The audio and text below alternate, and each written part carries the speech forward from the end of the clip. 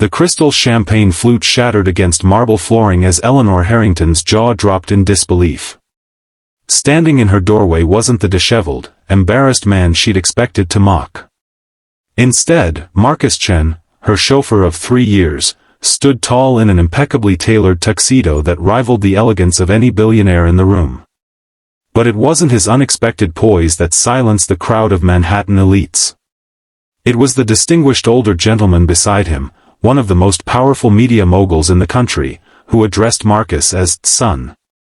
If you're captivated by stories of unexpected twists, secret identities, and powerful redemption, make sure to like this video and subscribe to our channel for more emotional journeys that will leave you thinking about them for days. Eleanor Harrington had everything money could buy, except genuine happiness. At 42, she'd built her cosmetics empire through ruthless determination, crushing competitors and employees alike beneath her Louboutin heels. Her annual charity gala wasn't about giving back, it was about being seen. The guest list was meticulously curated to include only Manhattan's wealthiest and most influential figures. Miranda. Eleanor snapped her fingers at her assistant. "Where is my driver? The Prescotts will be arriving any minute, and I need their gift brought in from the car." Marcus called to say he's running 5 minutes late, Miss Harrington.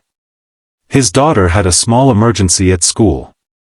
Eleanor's perfectly lined lips curled into a sneer. That man is always using his child as an excuse. Single parents simply cannot maintain professional standards.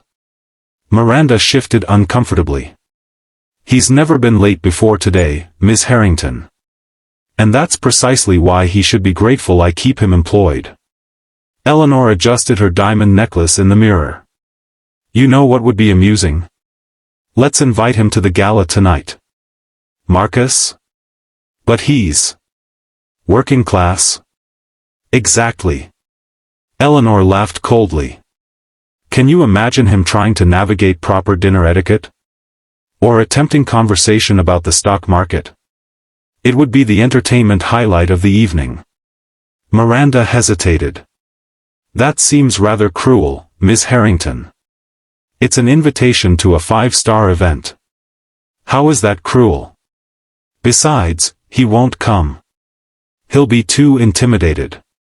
Eleanor waved dismissively. "When he arrives, tell him he's welcome to join us at 8.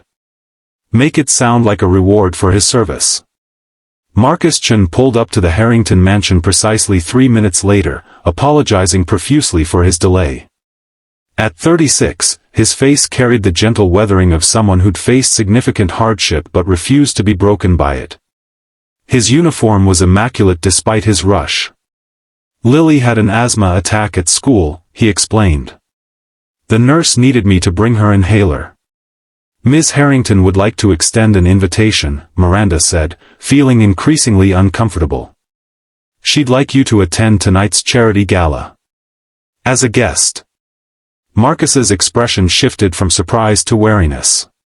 In 3 years of employment, Eleanor had never shown interest in his life beyond his driving capabilities. "That's very kind, but I couldn't possibly." "She insists," Miranda said apologetically. 8 o'clock. Formal attire. Marcus nodded slowly, understanding more than Miranda realized. "Please tell Ms. Harrington I'd be honored to attend."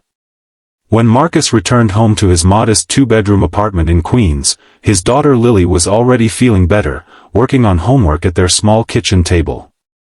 "Dad, you're home early." The 9-year-old's face lit up. "Just for a bit, sweetheart." He kissed the top of her head. "How's the breathing?" "All better." She pointed to her completed math worksheet. "Ms. Johnson says I might be ready for advanced math next year." "That's my girl." Marcus smiled proudly before his expression grew more serious. "Listen, Lily. I need to attend an event tonight for work. Mrs. Rodriguez from next door will stay with you. Is everything okay?" Lily asked, immediately sensing her father's tension. Marcus hesitated. "Sometimes, Lily, people think they know everything about someone based on what they see on the surface. Tonight might be one of those times when I need to remind someone not to judge a book by its cover. After ensuring Lily was settled with their kind neighbor, Marcus opened his closet and pushed aside his chauffeur uniforms.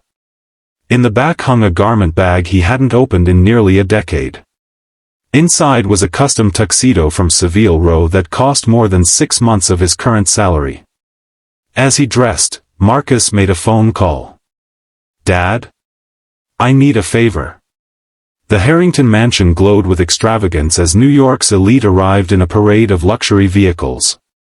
Eleanor stood at the entrance, greeting guests with practiced charm while occasionally glancing at her watch.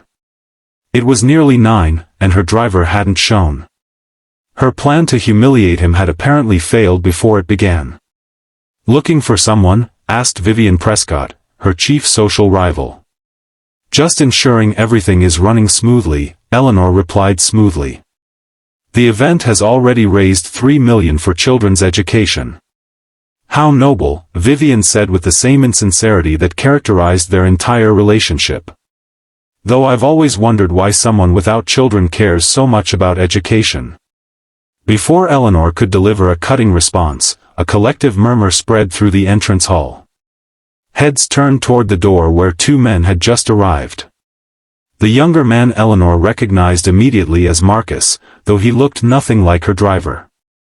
Gone was the unassuming chauffeur, replaced by a man who carried himself with the quiet confidence of someone born into privilege. His tuxedo wasn't rented. Eleanor had attended enough high-society events to recognize bespoke tailoring when she saw it. But it was the older gentleman beside him that caused champagne glasses to freeze midway to lips. William Chen, founder of Global Media Enterprises and one of the wealthiest men in America, had his hand on Marcus's shoulder in a gesture of unmistakable paternal pride. "Eleanor," Marcus said with a warm smile that held not a trace of resentment. "Thank you for the invitation. May I introduce my father, William Chen?" The crystal flute slipped from Eleanor's fingers, shattering against the floor. William Chen extended his hand. "Ms. Harrington. My son speaks highly of your business acumen." Eleanor struggled to find her voice. "Your son?" "Indeed." William's expression remained pleasant, though his eyes held a knowing sharpness. "Marcus has always insisted on making his own way in the world. A philosophy I've come to respect, even if I don't always understand it." Throughout the evening, Eleanor watched in stunned disbelief as Marcus moved effortlessly through her social circle. He discussed international finance with banking executives, debated modern art with gallery owners, and charmed everyone with his genuine interest in their conversations. There was no trace of the quiet, deferential driver she'd thought she knew. During dinner, Eleanor found herself seated beside Marcus, a seating arrangement she suddenly suspected her assistant had orchestrated as silent rebellion. "Why?" she finally asked when the surrounding conversations provided enough cover for privacy. "Why work as my driver when you're—" She gestured vaguely at the evidence of his background. Marcus considered her question carefully. "After my wife died from cancer, I needed to rebuild my life around what truly mattered, my daughter. I stepped away from the family business to give her stability and my full attention." "But why as a driver? Surely there were other options." "The hours worked with Lily's school schedule," he said simply. "And I find driving peaceful. It gives me time to think." Eleanor felt a strange hollowness expanding in her chest. "You must think I'm terrible." "I think you're someone who's forgotten to look beyond surfaces," Marcus replied without judgment. "We all do sometimes." As the evening progressed, Eleanor observed Marcus from across the room. He'd brought a substantial donation check from his father's foundation but presented it without fanfare. When he spoke about education, it wasn't with the detached philanthropy of someone padding their social resume, but with the passion of a parent who understood its value. Near midnight, as guests began departing, Eleanor approached Marcus again. "Will you still be my driver on Monday?" she asked, surprising herself with how much the answer mattered. "Do you still want me to be?" Eleanor considered the question. "I think I'd rather get to know the real Marcus Chen." He smiled. The real Marcus has been there all along. You just needed to look a little closer. The following Monday, when Eleanor stepped out of her penthouse, Marcus was waiting beside the car as usual. But this time, when he opened the door, she paused. "Would you like to join me for coffee before we head to the office? I'd like to hear more about Lily's advanced math classes." Marcus's surprise gave way to a genuine smile. "I'd like that very much." In the months that followed, Eleanor Harrington underwent a transformation that surprised everyone in her social circle. Her company instituted new family-friendly policies, including on-site childcare and flexible scheduling for parents. The annual charity gala was reimagined as a more inclusive event that celebrated people from all walks of life who contributed to children's education. And if anyone found it strange that New York's most notorious Ice Queen now regularly attended a fourth grader's math competitions in Queens, they were wise enough not to mention it. Especially since she was usually seated beside William Chen, who had become one of her most trusted business advisors. Sometimes the most important people in our lives arrive disguised as someone we might easily dismiss. Eleanor had invited Marcus to her gala as a cruel joke, intending to mock the differences between them. Instead, she discovered that beneath surface appearances, true character reveals itself in how we treat others, especially those we believe can do nothing for us. The greatest wealth, Eleanor learned, isn't measured in dollars or social status, but in the capacity to see the value in every person we meet.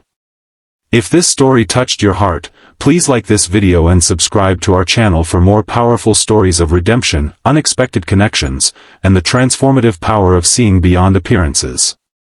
Remember that everyone you meet is fighting a battle you know nothing about. Be kind, always.